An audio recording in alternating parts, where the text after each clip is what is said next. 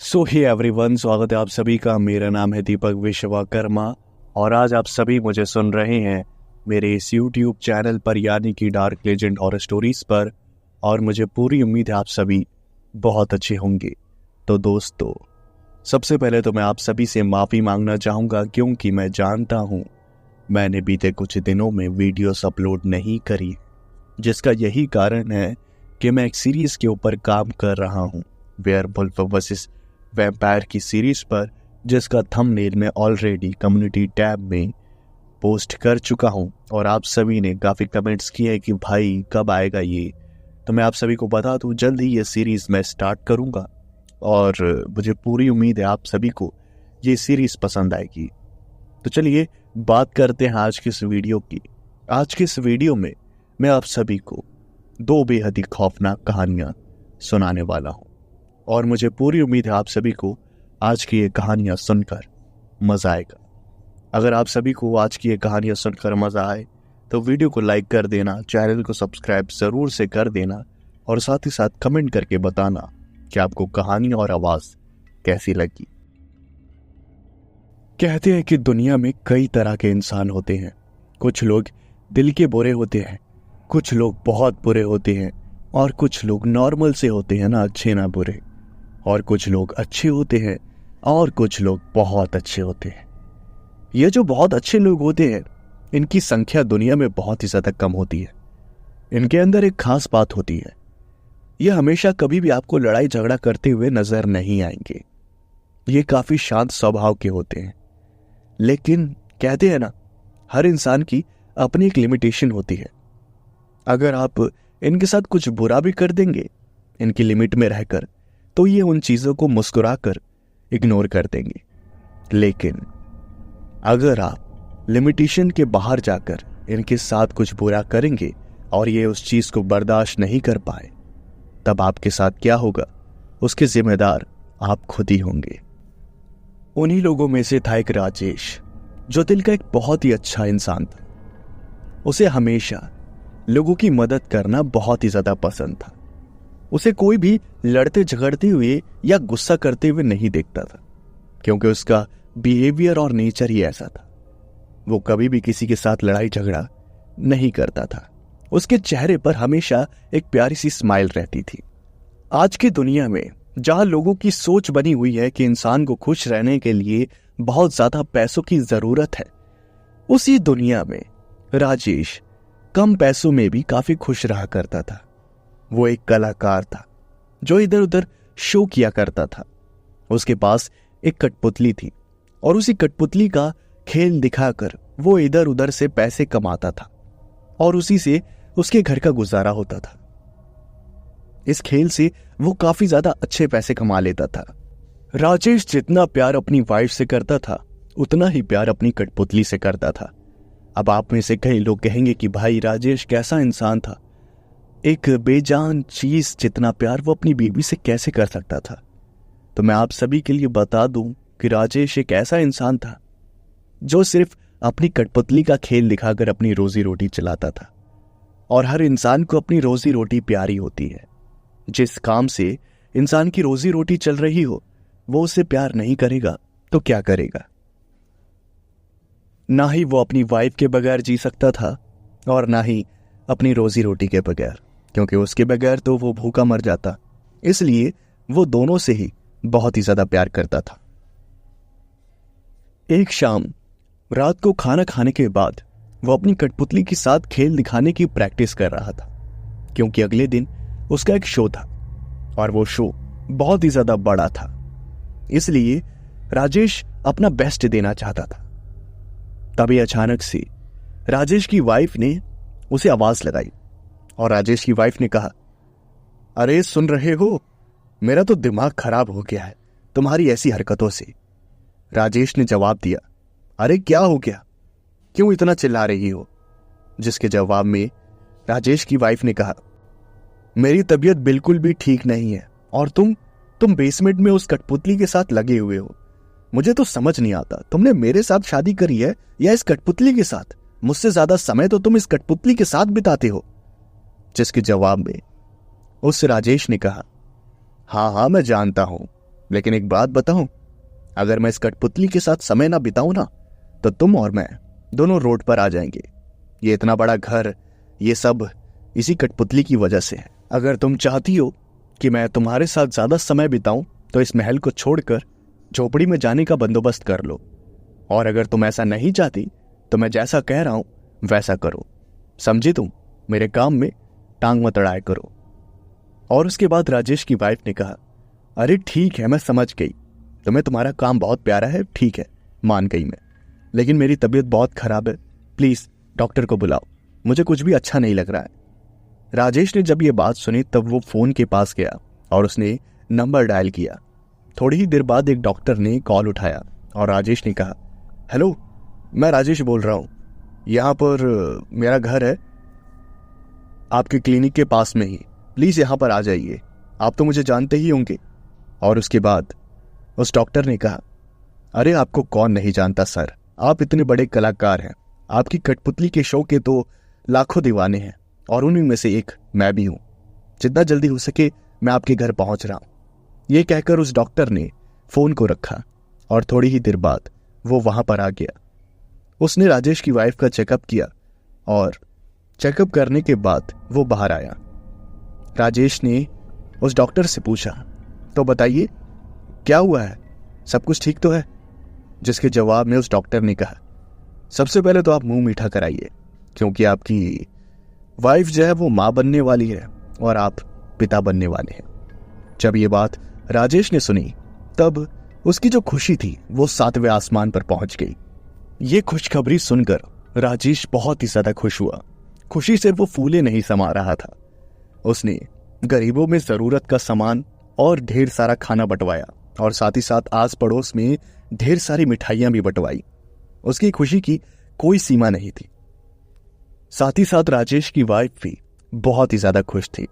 राजेश ने कहा, अब तो मैं बहुत ही ज्यादा खुश हूं, अब हमारा होने वाला बच्चा इस दुनिया में आएगा और मैं बहुत ही ज्यादा खुश हूं। I love you so much. ये कहकर राजेश ने अपनी वाइफ को गले से लगा लिया और धीरे धीरे समय बीतने लगा। राजेश अब और भी ज्यादा अपने काम को लेकर सीरियस हो गया था, क्योंकि उसकी जिम्मेदारियां अब बढ़ने वाली थी। आने वाले बच्चे की सारी जिम्मेदारियां उसे ही उठानी थी, इसलिए उसने पहले से ज्यादा मेहनत करना शुरू कर दिया था। वो कई सारे शोज करने लगा और काफी बिजी रहने लगा, इसलिए वो अपनी वाइफ से ठीक से बात भी नहीं कर पाता था। इसी बात से राजेश की वाइफ बहुत ही ज्यादा गुस्सा रहती थी राजेश से। एक शाम राजेश की वाइफ ने कहा, सुनिए, मुझसे काम नहीं हो रहा है, खाना कैसे खाएंगे हम? जिसके जवाब में राजेश ने बेसमेंट से ही आवाज लगाई, अरे तो इसमें इतना सोचने वाली क्या बात है, फोन उठाओ, तुरंत होटल से खाना ऑर्डर करो, खा लेंगे, क्या दिक्कत है? और उसके बाद राजेश की वाइफ ने कहा, आप सबसे पहले ऊपर आइए, आपने तो एकदम हद पार कर दी है, हर दूसरे तीसरे दिन शो पर चले जाते हैं और मेरी तो कोई परवाह नहीं है आपको। राजेश ऊपर आया और उसने कहा, मैं जानता हूं तुम्हें भी मेरी जरूरत है और मैं बस मजबूर हूं, क्योंकि आजकल के जमाने में सिर्फ बच्चा पैदा करने से कुछ नहीं होता, साथ ही साथ उसकी जिम्मेदारियां भी उठानी पड़ती है। एक बच्चा जब इस दुनिया में आता है तब उसकी पढ़ाई का खर्चा, वो कैसे अपने पैरों पर खड़ा होगा, आगे चलकर उसकी शादी का खर्चा, सब हमें ही मैनेज करना है, और मैं नहीं चाहता कि मेरे बेटे को किसी भी तरह की कोई भी परेशानी हो। राजेश की वाइफ ने कहा, और अगर बेटी हुई तो? जिसके जवाब में राजेश ने कहा, अरे बेटा बेटी कोई भी हो, बस मैं बता रहा हूं, बेटी की भी तो शादी करनी पड़ेगी, उसे भी तो पढ़ाना पड़ेगा, उसे भी तो लिखाना पड़ेगा, जो लड़के के लिए करना पड़ेगा वो लड़की के लिए भी करना पड़ेगा। चाहे लड़का हो या लड़की, सिर्फ पैसों की जरूरत पड़ेगी, और अगर मैं कमाऊंगा नहीं तो कहीं आसमान से तो टपकेंगे नहीं, बस मैं इसलिए अपने काम को और भी ज्यादा सीरियसली ले रहा हूं। और रही बात तुम्हारी, तो मैं तुम्हारे साथ हमेशा हूं, तुम्हें अगर जरा सी भी जरूरत पड़े तो तुरंत मुझे फोन करना, मैं अपना काम छोड़कर तुम्हारे पास आ जाऊंगा, भले ही मैं बीच शो में क्यों ना हूं, समझी तुम? और उसके बाद राजेश की वाइफ ने हाँ में सर हिलाया। उन्होंने खाना मंगवाया और साथ में खाया। खाना खाने के बाद राजेश ने कहा, सुनो मेरी बात, कल मेरा एक बहुत ही बड़ा शो है, सारी टिकट सोल्ड आउट हो चुकी है और अब सब कुछ मुझ पर है, मुझे अपना बेस्ट देना है, तो मैं जा रहा हूँ प्रैक्टिस करने के लिए, और तुम सारा खाना ख़त्म कर लो, उसके बाद मेरा इंतज़ार मत करना, तुम आराम करना और सो जाना। हो सकता है कि कल मैं घर वापस ना आऊँ, अब मैं सीधा परसों ही घर आऊँगा, क्योंकि मुझे थोड़ा दूर जाना है, तो समझने की कोशिश करना, समझी तुम? और उसके बाद राजेश की वाइफ ने कहा, लगता है बहुत बड़ा शो है, तभी आप एक दिन घर नहीं आएंगे। राजेश ने हाँ में सर हिलाया और वो बेसमेंट में चला गया। उसके बाद क्या था, राजेश की वाइफ ने सारा खाना खाया और वो कमरे में आराम करने के लिए चली गई। सुबह सुबह जब वह उठी तब उसने देखा कि राजेश एकदम सूट बूट पहनकर घर से निकलने के लिए तैयार था। राजेश की वाइफ ने पूछा, अब आप जा रही हैं? राजेश ने हाँ में सर हिलाया। राजेश ने कहा, मैंने ब्रेकफास्ट तैयार कर दिया है और घर में सारी साफ सफाई कर दी है, इसलिए तुम्हें घर में कुछ भी करने की ज़रूरत नहीं है। तुम्हें खाने की ज़रूरत पड़े तो बनाना मत और होटल से मंगा लेना, ठीक है? और हमारा जो ट्रस्टेड रेस्टोरेंट है ना, जहाँ मेरी जान पहचान है, वहीं से मंगाना, समझे तुम? जिसके जवाब में राजेश की वाइफ ने हाँ में सर हिलाया और राजेश वहाँ से अपना सामान लेकर निकल गया। काफ़ी लंबा सफ़र तय करने के बाद वो एयरपोर्ट पहुँचा और वो वहाँ पर अपना सामान चेकिंग करवाने ही वाला था, उससे पहले ही उसके पास एक कॉल आया। कॉल और किसी का नहीं बल्कि मैनेजमेंट से था। राजेश ने फ़ोन उठाया। हाँ सर, बस मैं निकल ही गया हूँ, बस फ्लाइट पकड़कर आपके पास पहुँचने ही वाला हूँ, आप चिंता मत करिए, शो बहुत ही बढ़िया होगा। और उसके बाद मैनेजमेंट ने कहा, देखिए राजेश जी, हम आपसे ये बात कहना चाहते हैं कि आप मत आइए, आप अपनी फ़्लाइट की टिकट्स को कैंसिल कर दीजिए।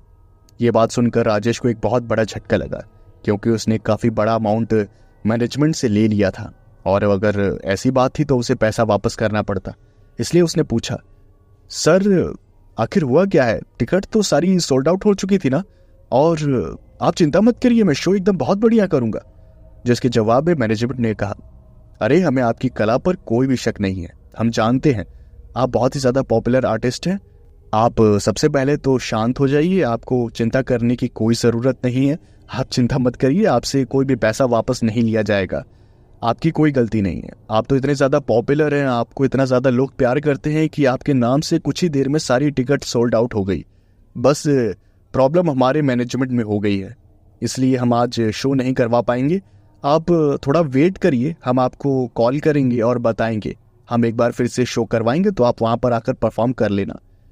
जब ये बात राजेश ने सुनी तब उसने चैन की सांस ली और उसने कहा, ठीक है सर, जब भी आप बुलाएंगे मैं आ जाऊंगा। ये कहकर राजेश ने फ़ोन को रख दिया और वो अपना सामान लेकर एयरपोर्ट के बाहर आ गया।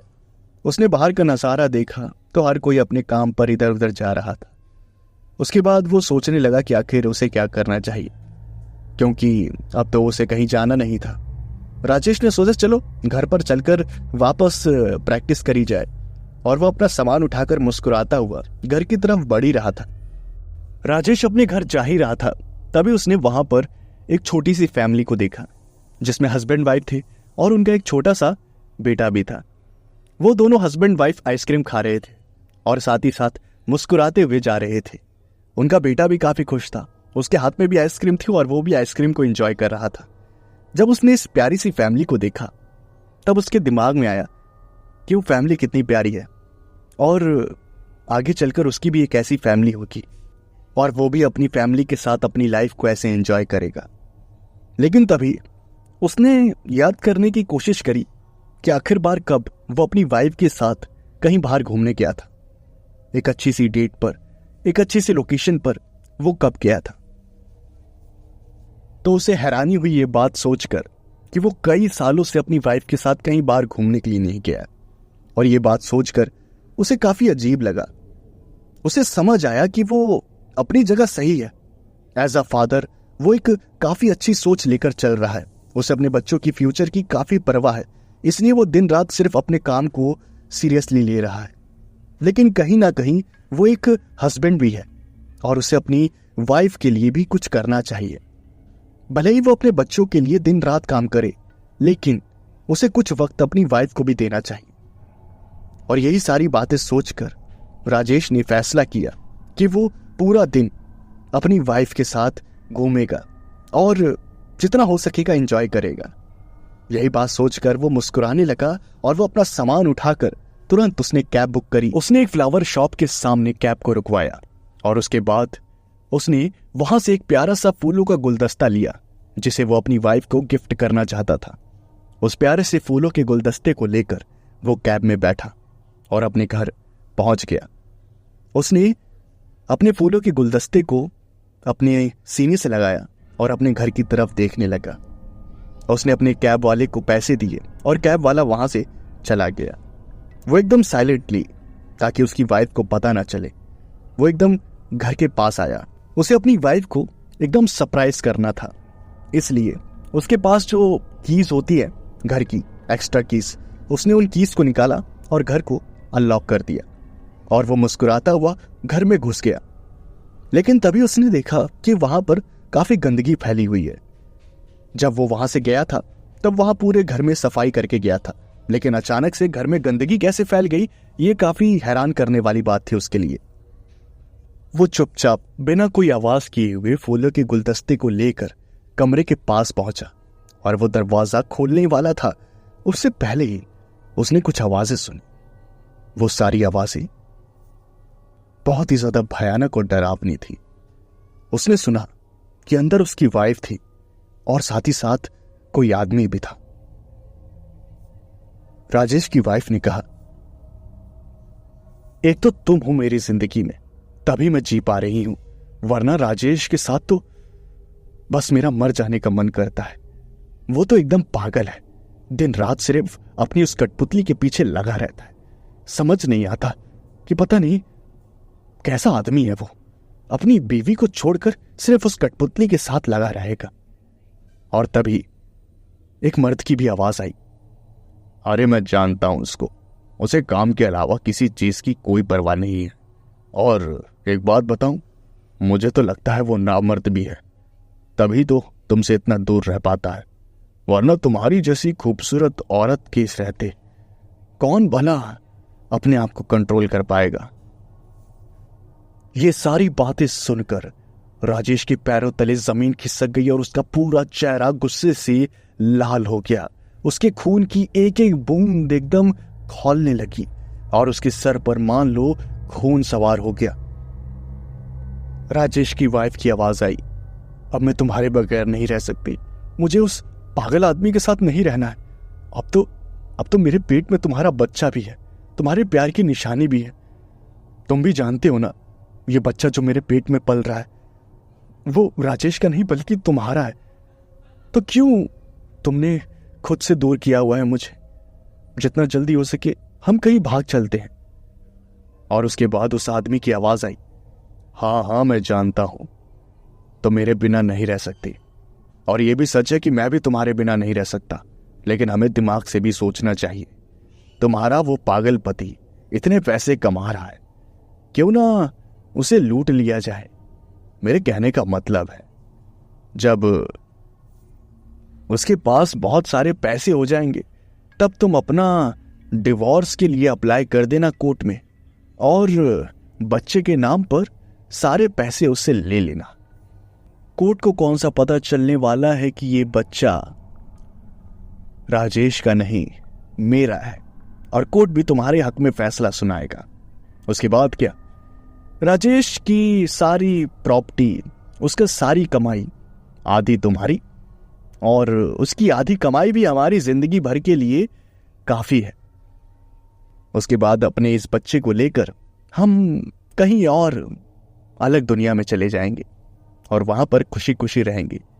लेकिन जब तक ये सब करने का सही वक्त नहीं आ जाता तब तक प्लीज ये सब झेल लो, प्लीज, आई लव यू।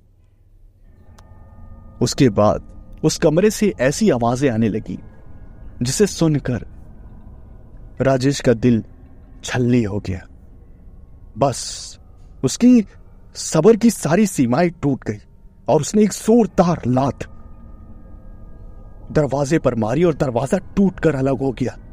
उसने अंदर देखा कि उसकी बीवी बिना कपड़ों के उसके पड़ोसी के साथ पड़ी हुई है, और ये देखकर उसका इतना दिमाग खराब हुआ कि उसने वहीं पर पड़ा हुआ टीवी उठाया और उस आदमी के सर पर दे मारा। राजेश की वाइफ चीख पड़ी। उसके बाद क्या था, उस पड़ोसी में और राजेश में हाथापाई शुरू हो गई। राजेश, जो हमेशा शांत रहता था, कभी भी किसी के ऊपर गुस्सा नहीं करता था, आज उसका सबसे खतरनाक रूप सामने आ गया था। वो अपने पड़ोसी को इतनी बुरी तरह से मार रहा था कि उसके पड़ोसी के मुंह से झरने की तरह खून बहने लगा। लेकिन राजेश की वाइफ ने अपना असली रंग दिखा दिया। राजेश की वाइफ ने वहीं पड़े एक फ्लावर वॉश से राजेश के सर पर वार किया और राजेश के सर से खून बहने लगा। उसने पीछे मुड़कर अपनी वाइफ की तरफ देखा तो उसकी वाइफ गुस्से भरी निगाहों से उसको ही देख रही थी। राजेश की आंखों में आंसू आ गए और वो ये सोचने पर मजबूर हो गया कि आखिर उसने ऐसे कौन से पाप किए थे जिसके कारण उसे ऐसी बदचलन बीवी मिली। सर पे फ्लावर वॉश लगने की वजह से राजेश के सर से बहुत सारा खून बह गया और उसकी आंखों के सामने अंधेरा छाने लगा। चाहकर भी राजेश कुछ नहीं कर पाया और उसकी आंखें धीरे धीरे बंद होने लगी और वहीं जमीन पर धड़ाम से गिरकर राजेश की मौत हो गई। राजेश की वाइफ ने कहा, जॉन, ये तो मर गया, अब हम क्या करेंगे? अब हमें पुलिस पकड़ लेगी। अब हमें पुलिस पकड़ लेगी। क्या होगा अब? बोलो क्या होगा? जॉन ने, जो पड़ोसी था उसी का नाम जॉन था, उसने राजेश की वाइफ से कहा, देखो, तुम चिंता मत करो, जो कुछ भी हुआ है 4 दीवारी में हुआ है, किसी को कुछ पता नहीं चलेगा। हम एक काम करेंगे, इसकी लाश को यही बेसमेंट में दफना देंगे और किसी को कुछ पता नहीं चलेगा। हम ये कह देंगे कि राजेश कभी घर लौटा ही नहीं और उसके बाद राजेश का वैसे भी इस दुनिया में कोई नहीं था। उसके माता पिता कई सालों पहले ही दुनिया छोड़कर जा चुके हैं, तो कोई मिसिंग कंप्लेन तो लिखवाएगा नहीं, इसलिए हमें चिंता करने की कोई जरूरत नहीं है। उसके बाद क्या था, जॉन ने, जो एक पड़ोसी था, उसने अपना असली रंग दिखाकर राजेश की लाश को घसीटता हुआ बेसमेंट में ले गया और वहीं उसने हॉल में ही देखा कि उसका सामान भी पड़ा हुआ था, उसकी कठपुतली और बैग भी। उस कठपुतली को देखकर राजेश की वाइफ ने कहा, इस कठपुतली को भी इस कमीने के साथ दफना दो। मुझे इन दोनों से नफरत हो गई है, मेरे इतने साल इन्होंने बर्बाद कर दिए। उसके बाद जॉन ने हाँ में सर हिलाया। उसने उस कठपुतली को और राजेश को बेसमेंट में गड्ढा करके दफना दिया और अपना आराम से ऊपर आ गया जैसे कुछ हुआ ही ना हो। उन दोनों ने घर को अंदर से लॉक कर दिया और वो अंदर रहने लगे। रात हो गई और वो दोनों थोड़े बहुत तो टेंशन में थे कि कहीं किसी को पता ना चल जाए और जॉन वहां से जाने वाला था। तभी राजेश की वाइफ ने कहा, तुम क्यों जा रहे हो?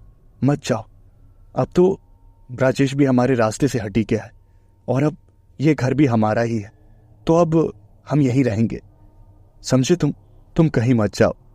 ये कहकर राजेश की वाइफ ने अपने ही पड़ोसी जॉन को फिर से गले लगा लिया और वो दोनों अपना फिजिकल होने लगे। लेकिन कहते हैं ना, इंसान को उसके कर्मों की सजा मिलती ही है। जैसे उसके कर्म होते हैं वैसे उसको फल भी मिलता है। जमीन में जॉन ने राजेश और उसकी कठपुतली को दफना दिया था और यही उसकी सबसे बड़ी गलती थी। राजेश के सर से निकल रहा खून उस कठपुतली के ऊपर गिर रहा था, जिसकी वजह से कुछ ऐसा हुआ जो यकीन करने के लायक ही नहीं था। जिस जगह पर राजेश और उसकी कठपुतली को बेसमेंट में दफनाया गया था, वो जगह अपने आप ही हिलने लगी और वहां की मिट्टी हलचल करने लगी और उस मिट्टी के अंदर से वही कठपुतली निकली जिसका पूरा चेहरा राजेश के खून से लाल हो गया था। उस कठपुतली के अंदर जान आ गई थी और वो बहुत ही ज्यादा गुस्से में थी, क्योंकि वो अपने मालिक राजेश से बहुत ही ज्यादा प्यार करती थी और वो कोई आम कठपुतली नहीं थी। जॉन और राजेश की वाइफ अपना कार्यक्रम कर रहे थे, तभी उन्हें कदमों की आवाज सुनाई दी, जैसे बेसमेंट से कोई चलता हुआ वहां आ रहा हो। उसके बाद क्या था, जॉन जो था वो दरवाजे के पास पहुंचा और वो दरवाजा खोले उससे पहले ही बाहर से किसी ने दरवाजे को खटखटाया। राजेश को कुछ समझ नहीं आया कि आखिर कौन है जो यहाँ आ गया है इतनी रात को, वो भी बेसमेंट के रास्ते। राजेश की वाइफ बहुत ही ज्यादा डरी हुई थी और वो पीछे छुपी हुई थी। जॉन ने जैसे ही दरवाजा खोला तो उसने बाहर का नजारा देखकर अपना मानसिक संतुलन खो दिया, क्योंकि बाहर और कोई नहीं बल्कि राजेश की कठपुतली खड़ी थी और उसका आकार तकरीबन 7 फुट का था। उसके पूरे चेहरे पर राजेश का खून लगा हुआ था और उसके चेहरे पर साथ ही साथ एक बहुत ही डरावनी मुस्कुराहट थी और उस मुस्कुराहट के पीछे बहुत ही ज्यादा गुस्सा छुपा हुआ था। वो कठपुतली अपने प्यारे मालिक राजेश का बदला लेने के लिए आई थी। उस कठपुतली ने गुस्से भरी निगाहों से उस जॉन को देखा और उसके गले को पकड़ा। जॉन चाहकर भी कुछ नहीं कर पाया।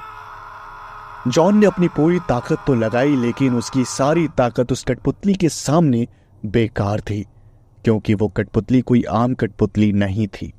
जब से उस राजेश का खून उस कठपुतली के ऊपर गिरा था, तब से वो कठपुतली एक श्रापित कठपुतली बन गई थी। उस कठपुतली ने अपनी दोनों उंगलियां जॉन की आंखों में घुसा दी और उसकी दोनों आंखों को बाहर निकाल दिया। ये देखकर राजेश की वाइफ बहुत जोरों से चिल्लाई और आसपास के पड़ोसी जितने भी थे सब उठ गए। जॉन की दोनों आंखें निकालने के बाद उस कठपुतली ने राजेश का बदला लेते हुए जॉन के सर के कई टुकड़े कर दिए और जॉन को काफी दर्दनाक मौत मारा। ये सब देखकर राजेश की वाइफ बस चीखती चिल्लाती रही और आसपास के पड़ोसी एकदम दहल गए। उन्होंने तुरंत पुलिस को कॉल किया, लेकिन जब तक पुलिस आई तब तक बहुत देर हो चुकी थी। जब पुलिस वाले आए और उन्होंने दरवाजे को तोड़ा तो अंदर की हालत देखकर उनका शरीर भी कांप गया। उनके पैर भी थरथर करके हिलने लगे, लड़खड़ाने लगे, क्योंकि अंदर वो कठपुतली एक सोफे पर राजा की तरह बैठी हुई थी। और उन्होंने देखा हॉल का जो पूरा फर्श था, ऐसा कोई कोना नहीं बचा था जहां पर खून ना बिखरा हुआ हो।